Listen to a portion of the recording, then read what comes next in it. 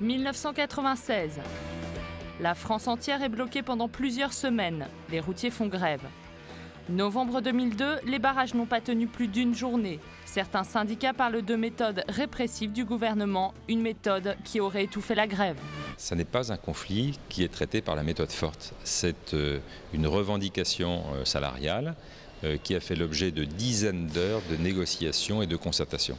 Donc vraiment le mot d'ordre, oublier la méthode forte qui est le dernier point pour permettre aux Français de se mouvoir en toute liberté et penser surtout que la concertation, le rapprochement, les discussions, les propositions, les contre-propositions, les accords partiels, on se revoit le lendemain, le surlendemain, le samedi et le dimanche, ça a été vraiment la méthode souhaitée en tout cas par le gouvernement, faciliter, être un facilitateur actif de la négociation.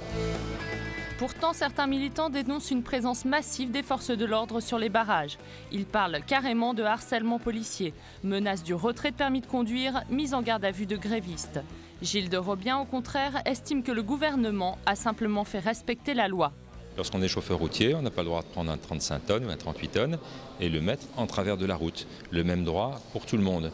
Et lorsque certains enfreignent le droit, que ce soit le délinquant qui attaque une personne ou je sais pas, moi, le simple particulier qui au volant de sa voiture commet une infraction, eh bien, je crois que le respect du droit implique que l'infraction soit relevée et qu'il y ait la sanction normale et proportionnée à l'infraction. Autre raison de la résolution express du conflit, FO et 3 autres syndicats ont accepté les propositions du patronat. Colère de la CFDT et de la CGT, majoritaire chez les routiers. Les syndicats sont donc divisés, une aubaine pour le gouvernement. Il n'y a pas d'aubaine puisque c'est une négociation qui a abouti, je crois, à l'avantage de tout le monde. À l'avantage des employeurs, puisque leurs entreprises continuent de fonctionner, et il faut un gros effort. L'État fait aussi un gros effort de réduction de charges sociales dans le cadre des dispositifs de François Fillon. Et puis les salariés, tous, ont des augmentations de salaire de l'ordre de 14%, avec des possibilités même de revalorisation si l'inflation est supérieure à 1%. Tout le monde sort gagnant, tout le monde.